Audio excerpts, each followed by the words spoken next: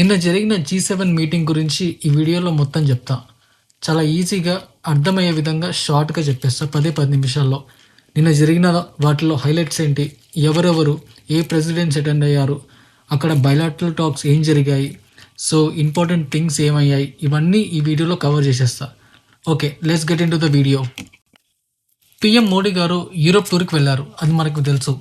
ఇది 6 day tour.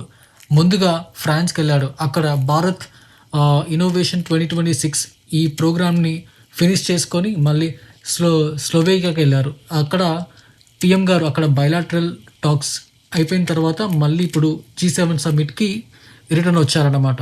So, నిన్న వెళ్ళిన స్లోవేకియా విజిట్‌లో మన పీఎం మోడీ గారికి మళ్ళీ ది గ్రేట్ స్టేట్ హానర్ జరిగింది అక్కడ అనమాట. ఇది 30th హానర్ పీఎం మోడీ గారికి. నాకు తెలిసి ఇంతవరకు ఈ అంటే ఈ వరల్డ్‌లో ఏ ప్రైమ్ మినిస్టర్‌కి ఇన్ని అవార్డ్స్ వచ్చిండో మన పీఎం గారికే ఇన్ని అవార్డ్స్ వచ్చాయి. సో, ఎక్కడికి వెళ్ళినా మన పీఎం గారిని అంటే మన పీఎం మోడీ గారిని వాళ్ళ స్టేట్ హైయెస్ట్ హానర్‌తో మనకి అంటే అవార్డు ఇస్తున్నారనమాట. అది మన ఇండియాకి ఇచ్చే వాల్యూ, మన ఫ్రెండ్షిప్కి ఇచ్చే అది రెస్పెక్ట్ అనమాట. So, it's a really good thing and a great thing for India. Slovakia president కూడా మన ఇండియన్ సేమ్ డ్రెస్ కోడ్ ఉంటుంది కదా, మన మోడీ గారు వేసుకునే డ్రెస్ కోడ్, ఆ డ్రెస్ కోడ్ వేసుకొని ఇంప్రెస్ చేశాడనమాట. సో, అది నార్మల్ థింగ్ కాదు. ఎందుకంటే ఒక ప్రెసిడెంట్ కూడా మోడీ గారు లెక్క డ్రెస్ అయ్యి మా మోడీ గారిలా అంటే ఉండడానికి ట్రై చేశారంటే, so day by day Modi గారి స్ట్రేచర్ పెరుగుతుంది వరల్డ్ పాలిటిక్స్లో. ఇదే ఫస్ట్ టైం కాదు. లాస్ట్ టైం ఇజ్రాయెల్కి వెళ్ళినప్పుడు కూడా అక్కడ ఇజ్రాయెల్ ప్రెసిడెంట్ బెంజమిన్ నెతన్యాహు ఆ ప్రెసిడెంట్ కూడా సేమ్ ఇదే చేశారనమాట. సో, స్లోలీ వరల్డ్ పాలిటిక్స్లో మోడీ సూట్ అనేది ఫేమస్ అవుతుంది. So, it's a very good thing. ఇది కూడా ట్రెండింగ్ అయింది నిన్న మొన్న. సో, స్లోవేకియా ప్రెసిడెంట్ కూడా మనకి యుఎన్లో పర్మనెంట్ సీట్ కోసం బైలాటరల్ టాక్స్లో అంటే స్పీచ్లో చెప్పాడనమాట. సో, అది ఆన్లైన్లో కూడా ఉంది. అది కూడా బాగా వైరల్ అయిపోయింది. సో, స్లోవేకియా మనకి చాలా ఇంపార్టెంట్. సో, మోడీ గారు ఒక కంట్రీకి విజిట్ అవుతున్నారంటే మ్యాక్సిమం మనకి దాని నుంచి హెల్ప్ అయ్యే విధంగానే ట్రై చేస్తారు. సో, ఈ స్లోవేకియా విజిట్తో కూడా మనకి చాలా అంటే చాలా హెల్ప్ అవుతుంది. అండ్ స్లోవేకియా మనకి చాలా ఇంపార్టెంట్ కూడా. సో, వరల్డ్ పాలిటిక్స్లో. సో, పీఎం మోడీ గారు ఈ స్లోవేకియా విజిట్ తర్వాత G7 మీటింగ్కి అటెండ్ అయ్యిండు. సో, ఇది ఫ్రాన్స్లో ఏవియాన్లో జరిగింది. సో, ఇక్కడికి G7కి కంట్రీస్కి సంబంధించిన ప్రెసిడెంట్స్ అందరూ వస్తారు. Like I said USA, Germany, Italy, UK, మళ్ళీ ఇంకా వేరే కంట్రీస్ ఉంటాయి కదా, ఇవన్నీ అక్కడికి అటెండ్ అవుతారు అనమాట. మెయిన్గా ఈ వరల్డ్కి సంబంధించిన అన్ని ఇష్యూస్ మీద అక్కడ డిస్కస్ చేస్తారు. లైక్ ఐ సెడ్ ఇండియాని కూడా ఇన్వైట్ చేశారు. ఇండియా కూడా అక్కడికి వెళ్తుంది ప్రతి ఇయర్. సో, ఇండియా ఒకటే కాదు, కొన్ని గల్ఫ్ స్టేట్స్ కూడా వాళ్ళు కూడా G7 మెంబర్స్ కాదు, బట్ స్టిల్ వాళ్ళని కూడా ఇన్వైట్ చేస్తారు. అదేవిధంగా మోడీ గారిని కూడా ఇన్వైట్ చేశారు. సో, నిన్న మోడీ గారు కూడా G7కి అటెండ్ అయ్యారు. G7 అటెండ్ అయ్యారు. అక్కడ వరల్డ్ లీడర్స్తో మీట్ అయ్యారు. Like Italy prime minister Meloni కానివ్వండి, లేదా ఇంకా వేరే వరల్డ్ లీడర్స్ కానివ్వండి, వీళ్ళందరినీ కలిశారనమాట, ఇంక్లూడింగ్ డొనాల్డ్ ట్రంప్ కూడా. సో, డొనాల్డ్ ట్రంప్ అంటే ఈ ఈవెంట్లో డొనాల్డ్ ట్రంప్ మోడీ ఎలా మీట్ అవుతారనేది కూడా కొంచెం క్యూరియాసిటీ ఉండేది. ఎందుకంటే పెహల్గాం తర్వాత ఇంతవరకు మోడీ గారు ఇన్ పర్సన్ ఎప్పుడు ట్రంప్తోని మాట్లాడలేదు. This is the first time. So, ఈ మీటింగ్ ఎలా జరగబోతుందని ఇండియా కూడా బాగా వెయిట్ చేసిందనమాట. సో, కొత్తగా ఏం న్యూస్ వస్తుంది, ఈ మీటింగ్స్ ఎలా జరుగుతాయి సో అనేది. సో, ఈ G7 మీటింగ్ ఎలా అయ్యింది అనే దానికంటే ముందు మనం ఇంకొక విషయం తెలుసుకోవాలి. మొన్న ఇరాన్ నుంచి ఒక ఇండియన్ షిప్ వస్తుంటే దాని మీద US అటాక్ చేసిందనమాట. అది మన ఇండియన్ షిప్పే. దాంట్లో 3 ఇండియన్స్ చనిపోయారనమాట. సో, ఇది నిన్న మొన్న బాగా ట్రెండ్ అయింది. సో, దీనికి రెస్పాన్స్ కావాలని మన ఫారెన్ మినిస్టర్ జయశంకర్ యుఎస్కి సంబంధించిన సెక్రటరీ ఆఫ్ స్టేట్ మార్కో రూబియోని క్వశ్చన్ చేశాడనమాట జయశంకర్ గారు. దానికి రెస్పాన్స్ కూడా మనకి చాలా హార్ష్ వేలో వచ్చిందనమాట. సో, రూల్స్ వైలేట్ చేస్తే అటాక్ చేస్తామన్నట్టుగా. కానీ అక్కడ తెలుసు మనం రూల్స్ వైలేట్ చేయము అని చెప్పేసి. మన దగ్గర అంత డాక్యుమెంటేషన్ ఉంది, ఇండియన్ షిప్కి పర్మిషన్ కూడా ఉంది. కానీ కావాలని ఇది చేశారని అంటున్నారు. కానీ ఇది ఎక్కడి వరకు వెళ్తుంది అనేది మనకు కూడా తెలీదు. సో, మనం రెస్పాన్స్ అడిగితే ఆయన ఇచ్చింది ఏంటంటే, ఇది ఒక వార్‌లో ఉన్నప్పుడు కొలాటరల్‌గా డ్యామేజ్ జరుగుద్ది అని ఇలాంటి ఎక్స్‌ప్లనేషన్ ఇవ్వడానికి ప్రయత్నించాడనమాట. యాక్చువల్‌గా మనం అట్‌లీస్ట్ ఒక అపాలజీ అయినా మనం ఎక్స్‌పెక్ట్ చేసాం. కానీ రిటర్న్ వాళ్ళు హార్ష్ వేలో రిప్లై ఇస్తున్నారనమాట. సో, ఈ ఈ యూఎస్‌కి, ఇండియాకి టైస్ అనేది ఎప్పుడు ఒకేలాగా ఉండవనమాట. సిట్యుయేషన్ తగ్గట్టు మారుతూ ఉంటుంది. కానీ అమెరికాకి ఇండియా అవసరం. చాలా అన్ని విధాలుగా అవసరం. మనతో వాళ్ళకి పర్మనెంట్‌గా టైస్ అనేది వదులుకోరనమాట. So, end of the day మళ్ళీ టైస్ అనేవి ఇంప్రూవ్ అవుతాయి. కానీ ఇట్లాంటి సిట్యుయేషన్స్ వల్ల వీక్ అవుతూ ఉంటాయన్నమాట. సో, నెక్స్ట్ ఏమవుతుందనేది మనం చూడాలి ఈ విషయం పైన.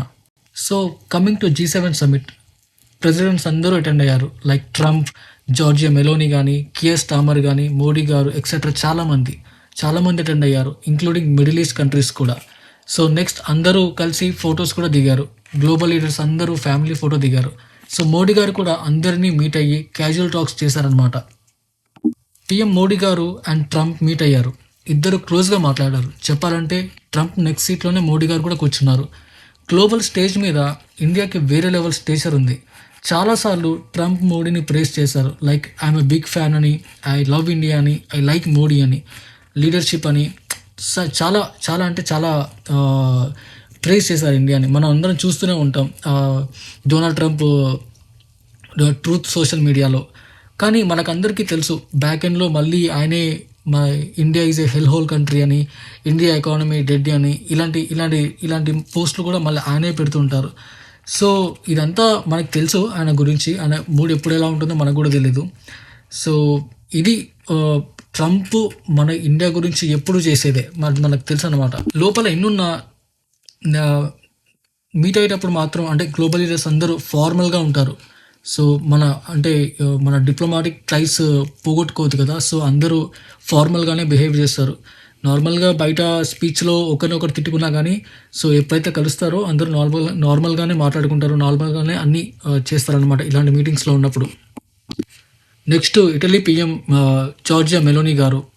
సో, తెలిసిందే కదా మన మోడీ గారు అండ్ మెలోనీ గారిని షార్ట్గా మన ఆన్లైన్లో మెలోడీ అని పిలుస్తారు. సో, సోషల్ మీడియాలో ఇది ఒక ట్రెండింగ్ కపుల్ లాగా అనమాట. సో, మళ్ళీ ఈసారి మెలోనీ ఎలా చెప్పారంటే మోస్ట్ ఫేమస్ పీపుల్ అని మోడీ గారితోనే చెప్పారనమాట. We're the most famous people nowadays అన్నట్టుగా. సో, ఇది కొంచెం క్యూట్ థింగే. కానీ మన ఇండియన్స్ గురించి తెలిసిందే కదా. సో, మోడీ గారిని and Italy prime minister George melody గారిని కలిపి మెలోడీ అని చెప్పేసి మనం అన్ని రీల్స్ చేస్తూ ఉంటాం. సో, దే నో ఎవ్రీథింగ్ అనమాట బేసికలీ. G7 మీటింగ్లో కొన్ని వీడియోస్ బాగా వైరల్ అయినాయన్నమాట. ఎస్పెషల్లీ మన ఫ్రాన్స్ ప్రెసిడెంట్ మ్యాక్రోన్ గారివి అండ్ ట్రంప్ గారివి అనమాట. సో, వాళ్ళిద్దరూ షేక్ హ్యాండ్ ఇచ్చుకునేటప్పుడు కూడా ట్రంప్ అంటే అనీజీగా ఇచ్చినట్టుగా, ఏదో ఇవ్వాలి కాబట్టి ఇచ్చినట్టుగా కొంచెం అంత అంత ఫేస్లో ఆ ఎక్స్ప్రెషన్స్ చాలా డిఫరెంట్గా ఉన్నాయన్నమాట. సో, ఇది ఆన్లైన్లో చాలా ఫేమస్ అయింది.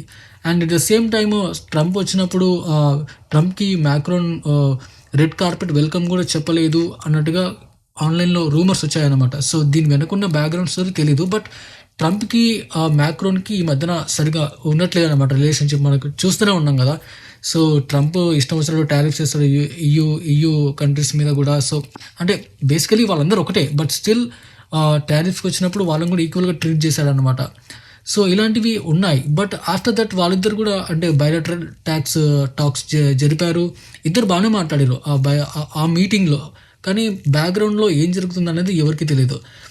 ఆ మీటింగ్లో ఇద్దరు బాగానే స్పీచ్లు బాగానే ఇచ్చారు. ఇద్దరు డీల్స్ కూడా సైన్ చేశామని చెప్పారు. అంతా బాగానే ఉంది. సో, నెక్స్ట్ ఏమవుతుంది అనేది మనం చూడాలి వీళ్ళిద్దరికి. తర్వాత ట్రంప్ మిడిల్ ఈస్ట్ కంట్రీస్తోని బైలాటరల్ మీటింగ్స్ చేశారనమాట. మోస్ట్లీ ఇరాన్ గురించి మాట్లాడారు అండ్ ఆ స్ట్రైట్ ఆఫ్ హార్మోజ్ గురించి. సో, ఈ వీక్ పీస్ డీల్ ఏదో సైన్ చేస్తున్నారని చెప్తున్నారు. మరి అది అవుతుందా కాదా అనేది ఎవరికి తెలియదు. సో, మేబీ ఫ్రైడే రోజు మనం ఏమైనా ఎక్స్పెక్ట్ చేయొచ్చు అనుకుంటా ఇరాన్ పీస్ డీల్ మీద.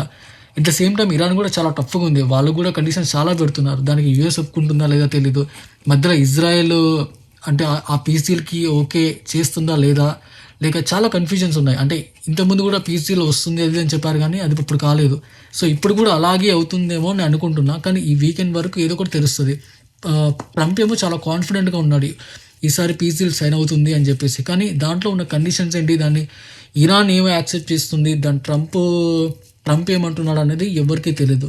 సో ఈ విషయాల మీద మన మిడిల్ ఈస్ట్ కంట్రీస్తోని ట్రంప్ బయలాటరల్ మీటింగ్ చేశారనమాట. సో దాంట్లో ఈ స్ట్రైట్ ఆఫ్ హార్మోజ్ గురించి కూడా మెన్షన్ చేశాడు. అది కూడా అంటే టోల్ ఫ్రీ లాగా ఉంటుందని, అంటే అప్పుడు రూమర్స్ వచ్చాయన్నమాట. స్ట్రైట్ ఆఫ్ హార్మోజ్ దగ్గర టోల్స్ పెడతారని, ప్రతి ఏంటిది షిప్ దగ్గర టోల్ వసూలు చేస్తారని ఇలాంటి రూమర్స్ వచ్చినాయి. కానీ ట్రంప్ ఏమంటాడంటే అట్లాంటివి ఏం జరగదు. సో చూడాలి, మనకేం తెలియదు, ట్రంప్ మాటలని మనం నమ్ముకోలేం. సో మనం చూడాలి ట్రంప్ ఏం చేస్తాడు నెక్స్ట్ అనేది. సో ఈ విషయం మీద మేబీ ఈ వీకెండ్లోపు మనకి ఏమైనా అప్డేట్ రావచ్చు అని నేను అనుకుంటున్నా. సో ఇది మిడిల్ ఈస్ట్ కంట్రీస్తోని ట్రంప్ బయలాటరల్ మీట్స్ ఇలా జరిపాడనమాట, ఈ విషయంతోనే ఎక్కువ. సో ఈ G7 మీటింగ్కి మన యుక్రెయిన్ ప్రెసిడెంట్ జెలెన్స్కీ కూడా వచ్చారనమాట. సో సైడ్ లైన్స్లో ట్రంప్తో కూడా మాట్లాడినట్టుగా తెలుస్తుంది.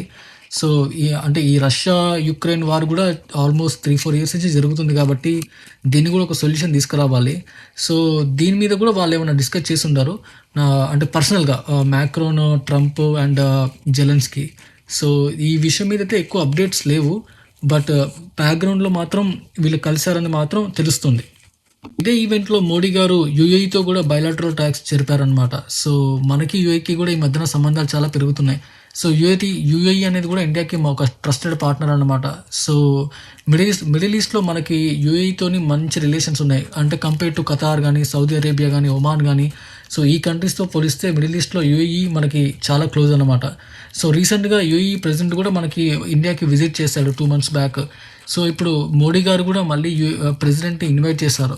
అండ్ మనకి యూఏకి చాలా విధాలుగా టైస్ పెరుగుతున్నాయి ఇన్ టర్మ్స్ ఆఫ్ ట్రేడింగ్ కానీ, ఇవన్నీ కానీ. సో నెక్స్ట్ యూఏతో మనకి రిలేషన్స్ ఎలా ఉంటాయనేది చూడాలి. కానీ యూఏఈ మనకి ఒక ట్రస్టెడ్ ఫ్రెండ్ అనమాట. యూఏకి ఇండియా అంటే చాలా ఇష్టం compare to other middle east కంట్రీస్తోని. G7 మీటింగ్లో ఎవరెవరు ఏం మాట్లాడారో అనేది ఎవరికి క్లారిటీ లేదు దాని గురించి. అంటే అది క్లోజ్డ్ మీటింగ్ కదా, సో మ్యాక్సిమం అవి ఎవరికి తెలిసే ఛాన్స్ ఉండదేమో అని అనుకుంటున్నా. బట్ ఇన్ కేస్ ఫ్యూచర్లో ఏమైనా ఆ వీడియోస్కైనా అప్లోడ్ చేస్తే దాని నుంచి వాళ్ళు ఏం చెప్పారనేది నేను ఇంకో వీడియో చేస్తాను. కానీ మోడీ గారు మెయిన్లీ ఈ స్ట్రైట్ ఆఫ్ హార్మోజ్ కానీ, ఈ మిడిల్ ఈస్ట్ ఇరాన్ వార్ గురించి మాట్లాడారని తెలుస్తుంది. సో మ్యారిటైమ్ సెక్యూరిటీ కానీ, అంటే ఆ కంట్రీస్ ఒకటే కాదు, మిగతా వరల్డ్లో ఉన్న అన్ని కంట్రీస్ కూడా సఫర్ అవుతున్నాయి కదా, వాళ్ళ షిప్స్ మీద అటాక్ చేయడం కానీ, నైబర్ కంట్రీస్ మీద అటాక్ చేయడం కానీ. సో ఇలాంటి ఇష్యూస్ మీద పాయింట్స్ రేస్ చేశారని సోర్సెస్ చెప్తున్నాయి ఆన్లైన్లో కానీ, వీడియోస్ కానీ. సో చూడాలి, ఒకవేళ మోడీ గారి స్పీచ్ సపరేట్గా ఉన్న బయటకు వస్తే దాని నుంచి మనం మళ్ళీ ఇంకో వీడియో చేసి తెలుసుకుందాం. సో మోస్ట్లీ ఇవే వీడియోస్, అంటే ఇదే నిన్న జరిగిన ఈవెంట్లో హైలైట్స్ అనమాట. సో ఇంకొన్ని చిన్న ఉన్నాయి. సో అవన్నీ పెడితే ఇంకా వీడియో లెంత్ పెరిగిపోద్ది. సో అవి కూడా అంత ఇంపార్టెంట్ ఏం కాదు. సో ఇవే మేజర్ ఈవెంట్స్ అనమాట. సో మోస్ట్ ఆఫ్ ఈ ఈవెంట్ ఆల్మోస్ట్ అంతా చాలా, అంటే ఏ ప్రాబ్లం లేకుండా బాగానే జరిగిపోయింది. సో చూడాలి నెక్స్ట్ అప్డేట్స్ ఏమొస్తాయనేది. సో ఇలాంటి వీడియోస్ మీకు మళ్ళీ రావాలంటే ప్రతిరోజు నేను ఏదో ఒక టాపిక్తో మీ ముందుకు వచ్చి ఇలాంటివి ఎక్స్ప్లెయిన్ చేస్తూనే ఉంటాను. నాతో పాటు మీరు కూడా మన గ్లోబల్ పాలిటిక్స్ మీద కమాండ్ పెంచుకోవాలనుకుంటే నా వీడియోస్ ఫాలో అవ్వండి. సో చాలా ఈజీగా, చాలా షార్ట్గా చెప్పేస్తా, స్ట్రైట్గా చెప్పేస్తా. సో ఇలాంటి వీడియోస్ మీకు రావాలంటే మీరు నా ఛానల్ని సబ్స్క్రైబ్ చేసుకోవాలి. సో ఈ వీడియోస్ నేను కొత్తగా చేస్తున్నాను. ఇన్ కేస్ నేను ఏమన్నా మిస్టేక్ చేసున్నా, ఇంకా ఒకవేళ మీరు నాకేమైనా ఇన్పుట్స్ ఇవ్వాలి అనుకుంటే కామెంట్ సెక్షన్లో మీరు అవి రాయొచ్చు. నేను ప్రతి మెసేజ్, ప్రతి కామెంట్ చదువుతూనే ఉంటాను, దాన్ని నేను సీరియస్గా తీసుకుంటాను. సో నా నుంచి ఇంకా క్వాలిటీ వీడియోస్ వస్తాయి మీకు. సో కమింగ్ డేస్లో నన్ను ఫాలో అయ్యి నా వీడియోస్ ఫాలో అవుతున్న వాళ్ళకి thank you very much. Keep supporting me. Thank you.